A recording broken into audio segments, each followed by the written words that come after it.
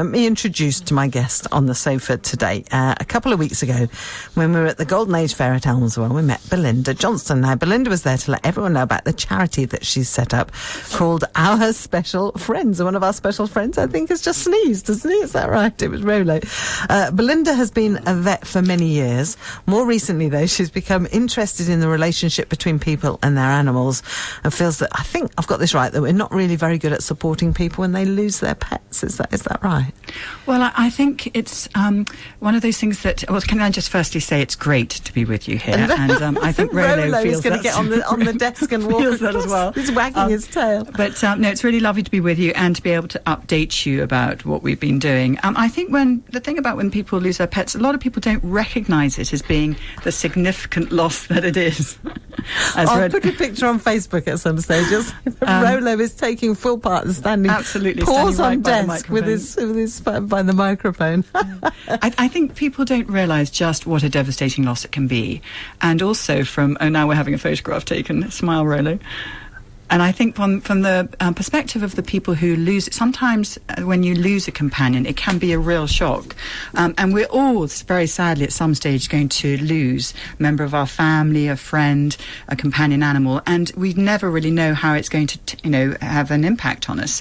And what I found when I was working in London is that actually it can be very, very shocking for the people involved, but also very isolating, very lonely, when you're already quite lonely.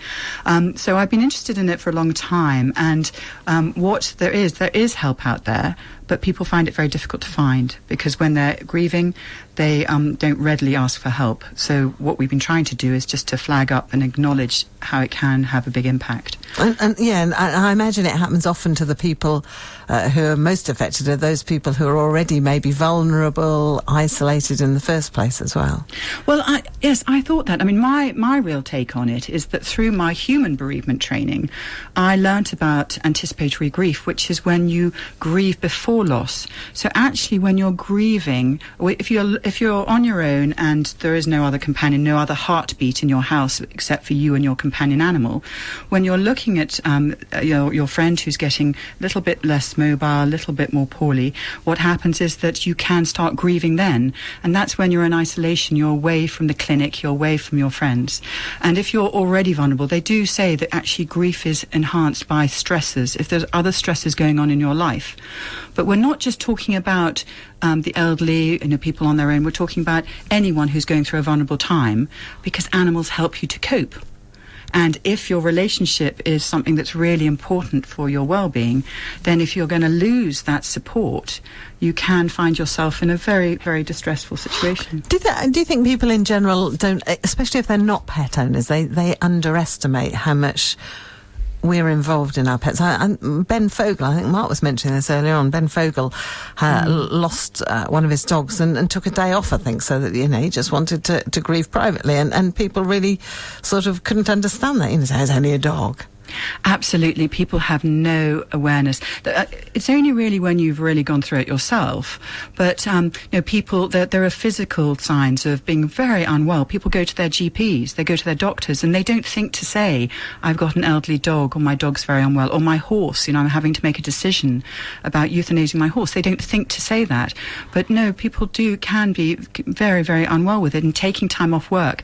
I mean, I've had several people say how unempathetic people, their work colleagues, just haven't got it. And actually somebody who, even after the death of her mother, chose not to tell her work colleagues because she just felt that they wouldn't understand, but she was finding it incredibly difficult to concentrate.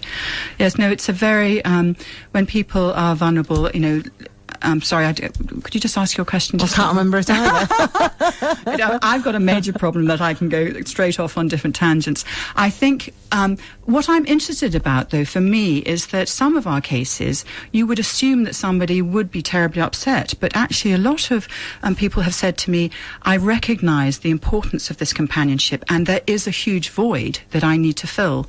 And whilst they aren't belittling in any way the relationship that they've had with that pet or the horse or whatever the companion animal has been, they know there's a void that they want to fill, and they know they're not going to replace the animal, but they do want that extra heartbeat. So we've done work with our special friends where we've been sourcing appropriate companion animals that are where the relationship will be mutually beneficial. And then what we're trying to do with this charity is to enable extra support. So when people are going through a vulnerable time, the very relationship that they've got can continue, if it's appropriate to be continued, and enable that person to cope. Tell me how you came about setting up our special friends, because it must have taken a while to decide that you were going to do it, and it must have taken quite a lot of work. I've got Rolo, by the way. Yes, I know. Okay, I'll let go of your lead and I'll hang on at this end. When I was in London, I found that I was really looking at the relationships behind the clients that came into the surgery, and I've always been interested in bereavement. I think that people withdraw socially, they can be isolated, and I think we can provide extra support. What happened is that I started training the veterinary profession on compassionate communication and end-of-life decisions, euthanasia, how to look beyond the beyond the animal. I mean, the veterinary profession do their very best to support people through the difficult decision of euthanasia, but they can only help people when they're actually in the clinic. So through my workshops, I kept on asking the vets to look after people before and after difficult euthanasia decisions, or any decision where the animal was going to be leaving. And I then realised that actually those people weren't with the vets in the clinic. They were on their own, experiencing grief in the community, socially isolated. And so I decided to go and have a look. And what happened is one of our neighbours suffered a bereavement herself, and then she herself found out that she lost her husband, and then she found out that she had a terminal diagnosis. And so what we did is that she had a wonderful dog called Lottie, who was her companion, and we made sure that she could be with Lottie for as long as possible. So it's started off organically, and the cases have grown, but we are working alongside GPs, the hospice. We work along closely with other charities, rehoming centres. As far as I'm concerned, there's an awful lot of people who visit people in the home, and if there is an existing animal, we can do a lot to help them. If there is a void, we can help to fill that void. One of the biggest problems that happens as well is elderly people have to perhaps go into residential accommodation and they can't take their animals with them. Yes. Well, absolutely. I mean, what's exciting for us is in the last 6 months we've become a fully registered charity and our work is being recognised. And one of the situations that we really want to campaign on is the pet policies. Because at the very time that you want to have a relationship that is helping you to look out on life, helping you to nurture and care for someone is, yes, you're absolutely right. Sheltered accommodation, care homes, a lot of them don't have good pet policies. Some of them have no pet policies. And one of my cases was where, very sadly, an elderly lady was forced to give up her elderly cat. What was fortuitous was that at the same time, an elderly gentleman living on his own rang me to say that he had just lost his cat. So we were able to put those two together. But no, what we want to do is we want to encourage pet policies, and also we want to encourage continuing ones, because some places allow people to take their cat or dog in, and then they won't allow you to have another one. And that, I think, is very sad and is morally wrong. And what we want to do as a charity is to support people and engender local support, so that if someone loses their companion animal, then they can have a new appropriate one. And with a good pet policy in place, then we can help and support them. It does rely on local people stepping forward and saying that they will be backup. Because one of my big asks is, I have a case in Hadley where someone's just taken on, she has no family or friends locally. She moved to the area quite recently. She's got 2 cats and she's living in wardened accommodation. And quite rightly, they have said, what's going to happen should you go into a hospital? And I would love your listeners to come forward and say, if you know your neighbour's got an animal, then ask to be, if you can help back up should they need to go into hospital. That would help us enormously. So you'll be the person that is the one that will look after them, yeah? If in that sort of instance, take them on? Well, we wouldn't physically take them on. But this person, that's what you want. Sorry, yes. Because you can't take on everyone's pets, obviously, can can you? No, what we want to engender is local support where neighbours look after neighbours. It's already happening, but what we want to, I'm just aware you're trying to contain. Talk to Rolo as well, who's sitting here. It's fine, he's happy. Yeah, so there's huge evidence of a lot of people are doing this for their neighbours anyway, but what we want to do is actually engender more support. And as you rightly say, make sure that people going into sheltered accommodation don't actually lose the very friend that they've had for a long time and is perhaps a link to their previous life.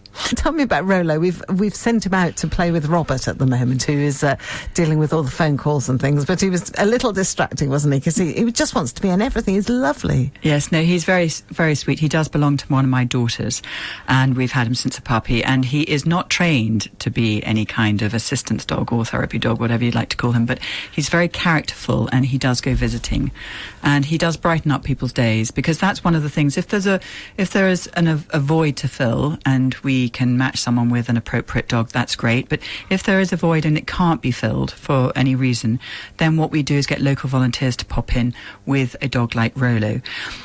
I have to say that just at this moment in time, though, we've come to a point where we've realised, because of our charity registration, because of 4 years of work, we've got sort of 260 cases under our belt. And actually, we've got to a point where just at this time, what we need most is to fundraise to create a sustainable future. Because what I found is that there is a huge need out there. We're a jigsaw piece, a new jigsaw piece in the puzzle between human health and social care and animal health and social care, because vets don't actually signpost to any other organisations. We pass on to our clinicians, and there's one area with domestic abuse that we actually do work on. But what I want to do is I want to encourage people to, if they see someone with a void that needs to be filled, with any immobility, I'm just slightly flagging here, but basically what I'm trying to say is that we are now looking for proper funding. So, and we'll talk more about getting people involved. I mean, it's people who are interested in it. It's people who maybe have used your services who will be the best fundraisers in the end. But I mean, to fill that gap, so people who can't own their own pets but pack dogs, I guess you're trying to be the link between all these sorts of people, aren't you, in a way? Yes, and pack dogs are a fantastic charity. They go into institutions, hospitals and care homes. We're looking at people who are on their own in the community. Like a befriending scheme almost. I mean, like Age UK have people who do phone befriending, can sit in your house. So if you could do that with dogs, with cats, couldn't you? Absolutely. And what we tend to do too is upskill other volunteers. So we work alongside Age UK and the hospice, where they have their own volunteers with an animal themselves. And what we do is go and assess the animal that they've got so that their volunteers can go in with their organisations. So we're enhancing other organisations. We're really in an influencing and developing stage where we want to encourage as many people out there to bear in mind how important these relationships can be. Have you done studies, or have people done studies on the benefits of animals with people? I mean, because we should, although we probably are talking mostly dogs and cats, you've already mentioned horses, there are other animals we could talk about as well. Absolutely. Guinea pigs are fantastic for people reminiscing with dementia, someone sitting there stroking a guinea pig. The aquarium fish are fantastic too for people with dementia. They sit there quietly, and what we're trying to do is put all this research into practice. There is masses and masses of research in this area, but what is not happening is it's not being put into practice in your everyday living, and that is our aim, is to put proven benefits into practice. So lonely people, maybe a pet would be the solution, or someone visiting with an animal. People are on their own and lonely, someone coping, as you said earlier on, someone who's having to cope. I think one of your cases is someone coping with a partner who has dementia, and the pet is sort of their salvation in a way. There are all sorts of ways, aren't there? Yes, and there are also all sorts of ways, but the other thing that is actually worth highlighting is that there are an awful lot of situations where people aren't coping because they're struggling for some reason. And many of our cases are where I've just had a case through the hospice of a lady who's very sadly, her partner, her husband, was dying, and there was a dog, is a dog, and what we're seeing is crises. We're seeing situations where people haven't considered how important the dog is, and they haven't put a care plan in place. So we had this sudden crisis where who was going to look after the dog, while this lady wanted, understandably, to be focusing very much on her partner. And then there was the funeral. because the funeral's coming up, she needed someone to look after the dog. Some people take their dogs to the funeral with them because that's, again, an indication of how important they're part of the family. But if you can't drive, if you yourself have got vulnerability through ill health, through no fault of your own, through financial hardship, then you do need extra support. Tell me about you. Because you're not a Suffolk girl originally. You grew up in Surrey, I think. Yeah. But you knew you wanted to be a vet from age 11. Yes. Can you remember? I can remember, and I think it's very much linked to my own experience. This charity is about bereavement and loss and how animals help you to cope. And the reason for that, for me, and I know I've mentioned this before, is because my mother died when I was 10, and we had a lovely dog of hers called Poppy, and my father then remarried, and we had more animals. And animals are a constancy. They give you unconditional love. It's non-judgmental, and it sort of keeps you going. Without a doubt, for me, I wanted to be a vet because I was academically able to, but also animals have helped me to cope with grief. And I had a dog in my second year. I went and got a puppy in my second year of university, which was very lucky because my father did actually, well, let's be frank, he committed suicide when I was at university. But I had my dog, and my dog was my world. But what made the difference is that I was able to engender support. And I had her from when I was my second year of university to the birth of our first child. There is no way I could have maintained that relationship without other people helping me. And children cannot have animals on their own. They have to have support and help from their parents. And when anyone's going through a tough time on their own, what we want to be is the backup. And it doesn't mean to say that they need to use us all the time. What we want to engender is their local community so that people are there to enable the relationship to continue. But also, if a decision has to be made, I've got a case at the moment with one poor lady who has got a terminal diagnosis, and she's got 2 horses, and they've done everything in their power to keep the horses with her, and they're on livery, and they've got into financial hardship, and very sadly she has got to make the decision to part with them. She could have sold them to raise some money, but they're her family. She has no children. So what we're doing is we're helping her make the very difficult decision to part with them, but in a planned way so that she knows that their welfare needs will be met. And the flip side to this is at the moment there is a cat crisis, a dog crisis, a ferret crisis, as I heard from your RSPCA, a horse crisis. There are so many animals out there, and there are so many people who could really who need the pet as much as the pet needs them. It's a dating service. Absolutely. And there are lots of organisations out there that have the capacity, the resource, and all we have to do is joined up thinking. It's working. We'll give all the details of your website and so on a bit later on. I mean, you started out doing you went to, was it Cambridge you went and studied, I think, didn't you? And was your first job in London? Yes, I went to London. I went to a practice. It was a wonderful practice between Wandsworth and Wimbledon, and they'd never had a female assistant before, so I joined them. So I went into that, and then very shortly joined and a couple of other people, and we set up our own practice. But our take was to look at the relationship. And I'll never forget, there was a lady that came in and she was in tears when I talked to her about her cat with a fractured leg. And I asked her I just knew it wasn't just that. And she turned around, and the next day she was having an operation because of breast cancer.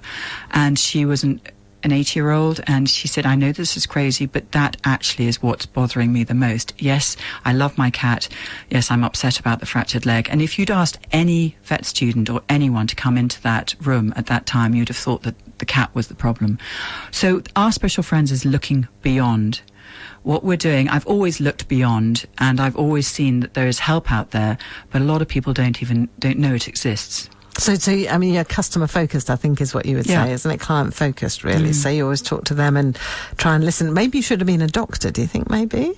Well, do you ever think? I think I might have been a good psychologist. I'm too analytical, I think, for life. But what I think is really interesting is the fact that actually if you look after the welfare of the owner, the animal welfare will follow suit. And people talk about obesity in dogs. They don't look at the over-nurturing. They don't look at why is someone not able to walk their dog? It's because of the vulnerability.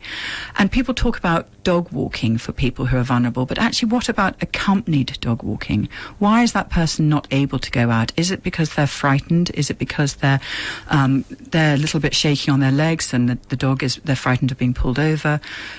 I think if we look after the human needs, what I'm aware of, the animal needs will follow suit. We're increasing the welfare of both, because animals have 5 welfare needs, and I would argue that also people do as well. And people in the past have said that it's never the dog or cat's fault, and behaviour-wise, it's always the owner, isn't it? So I suppose this is just part and parcel of that. Well, I think the behaviour is a real problem, but actually people don't realise how important it is to socialise animals. People are doing what people do their best, but actually if we don't, in the national curriculum, if we're not teaching people about the welfare needs of animals, how can they be expected to know what's right and what's wrong? It's interesting, isn't it? Because we were talking about the ferrets earlier on and saying, are they good pets? And pretty much everyone we've spoken to said you just need to handle them, make sure that they know the rules and play with them and so on, and they'll be all right. And that's the same with every animal and every person, isn't it? Well, yes, ferrets, the only thing I did find is I do find them a little bit smelly, but guinea pigs, I did actually rehome 2 guinea pigs to a care home in Saxmundham, and there are so many animals out there that actually could give people a lot of joy, and one of my big areas is birds, wildlife. Putting a bird, now that Christmas is coming, if people think about putting a bird feeder in the line of sight of someone who's housebound or room-bound, then they can actually, and if neighbours stock the bird feeder with food, then the person who's living there on their own can sit and watch the birds, or the squirrels hanging upsine down by their tails trying to get the bird feed. Residential homes also anything could do that, couldn't they, as well? And, yes. and do you know of any residential homes who have their own cat, have their own dog? Because that would be fantastic, wouldn't it? Yes, they do. And actually we were pivotal in, I was visiting a lady in the community, and very sadly, she got progressively worse and she needed to go into a care home, and we were able to advise them as to what might be an appropriate one because of her love of animals. And this care home had an aviary, has a residential cat, had a parrot, which was very distracting for Rolo. Yes, no, what we need to do, we need to get more people realising that these companion animals can make a very real difference. There was a fantastic article in the Telegraph a couple of weeks ago about a doctor who went into a care home and felt that everybody with their eyes were dead. There was no life, and he ordered, I think it was 4 cats, 2 dogs, I think, but 100 parakeets, and he put them in everybody's room, and he said the world just came alive. So I'm not suggesting 100 parakeets. No, I was going to say. It's interesting, isn't it? Because Louise brought in her dog here yesterday, and guess we all went to have a look and to say hello as well. So they do make a big difference. So and tell me about, because you've been to America, haven't you? And I think that's sort of and watched work in veterinary practices there. And that. Yes, I saw practice over there. I think. There is a discrepancy in this country at the moment. There is an awful lot more that we could be doing. I mean, one of the things I did want to mention, can I talk about the event that we've got? No, not yet. No, not yet. Oh, damn. I will let you. Oh, sorry. Tell me about America. I think, well, the thing is in America, they seem to have taken on board how the human companion animal relationship is a very therapeutic relationship. We have to be quite careful with the word therapy because there are some confusions, but there are an awful lot of programs out there where they take animals in to see people. And when I was training to be a vet, I did actually go to New York and Philadelphia to see practice there, but that was more on the clinical side. But now I'm much more interested in the relationship side, and there is an awful lot of very good programs going on. And are you in a practice here, or you do consultancy work now, don't you? A lot of it. I'm completely non-clinical, and I train in bereavement and euthanasia, how to cope with grieving clients. So you train vets in that respect? Veterinary staff, yeah. Yes. And because the thing is that what we're trying to do is put scientists, vets are scientists, clinicians, and we've sort of put them into an emotional world with people who have emotional distress, and as long as somebody in the team is good. But what I'm not expecting them to do is all the work that our Special Friends is doing, because they can refer to us. And I've had cases where vets have referred people who have lost their animal or about to lose their animal, or difficult cases, so we can work alongside. But no, at the moment I'm not clinical at all. We'll talk more in a minute or two. We can hear about your event. We'll make sure we give your website as well. I want to know how you came to be here in the county, which is interesting as well. So we will talk more in just a minute or two. Belinda Johnston with us. It's our Special Friends. That's the charity. Make sure that you know how you can look it up in just a minute or two. There are one or two things that Belinda needs, because as a new charity, proving quite popular, getting loads of referrals, you sort of could do with growing and needing more staff and that sort of thing. So we'll talk about that in a minute or two. So what I want to know is, how did a Surrey girl come to end up in Suffolk? Because I went to London and worked in London, and then I was proposed to by an equine vet in Newmarket. So I chose to go with him rather than my career at the time. And I moved up here, and we've been in the same house ever since, and I absolutely love it. I think Suffolk has got, it is a gem. It's a lovely county to be in. And I was good. Did you ever work in horses yourself? Because big animal practice, little animal, because it's different, isn't it? Really different. Yes, no, I didn't. We all vets train in all species, and our work involves all species at the moment. But no, my husband did the horses. He's now non-clinical as well, and I did small animals. So horses could be as much part of our Special Friends as we were saying earlier on, as lots of the other animals as well. Absolutely, and we've done a lot of work with World Horse Welfare, BH, and British Horse Society to try and empower and encourage people to make the very difficult decisions that they have to make. But the relationship with horses is a very important one too. Wow, they're bright, aren't they? They're so, I mean, these animals, people who don't own animals, I don't know how they manage, because I just love them. And it is the fact that they love you, don't they? And that you can talk to them, you can tell them your woes, whatever, can't you? Yes, and I went to a very interesting talk the other day, and this person was talking about mutual tuning. You only have to... The difficulty with this work is that once you've seen it, once you've seen the magic that touching an animal, having an animal in the presence of somebody who maybe hasn't spoken for a long time, someone with dementia. I walked into a place and someone turned around and just said dog, and they hadn't said that word hadn't said anything for months. And then another lady was whistling. You could see that she was whistling to the dog. No, it's... I myself, I think people do underestimate that some people are incredibly isolated. Their animal could be their only companion. And once you really see the magic of the relationship, it's very difficult to describe.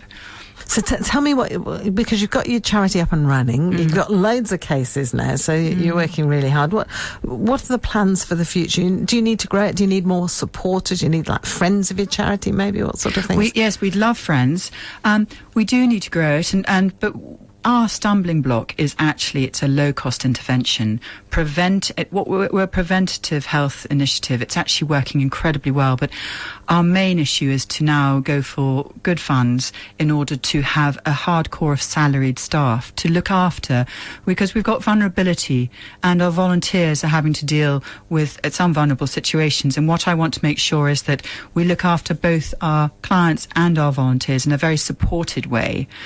And that can only really be done, I think, by growing and making sure that the core of the charity is well run, well organised. So ultimately, we're looking for friends and supporters. We're looking for people who may want to be an ambassador in their neighbourhood. If people see vulnerability in the cases that we can be useful to, then please do get in touch. But at this point in time, with 300 cases under our belt, we do actually need good funding. Okay, so and someone, maybe you need a fundraiser, someone who you could take on, who would spend their time, because there are people who are very good at that, aren't they? Finding out where to apply, filling those forms in and that sort of thing. And the very sad thing at the moment is that we are all volunteers and we couldn't pay anyone at the moment.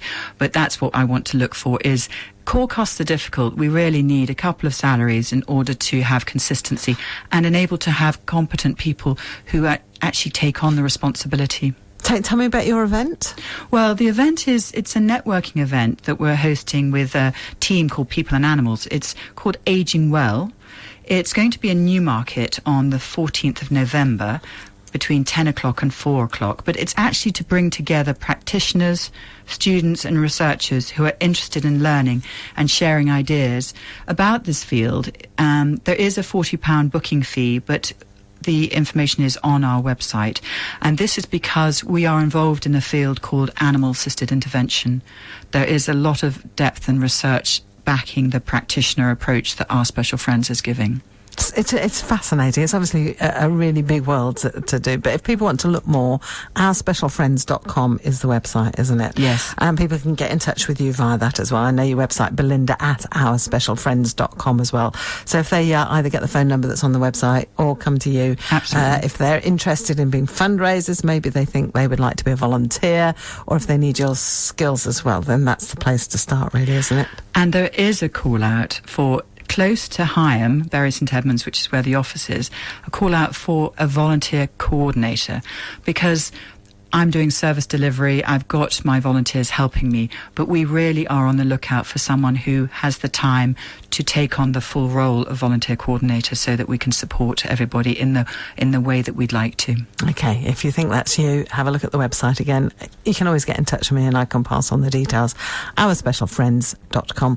Thank you so much. We'll come back to you, I think, in 5 years and see how things are going.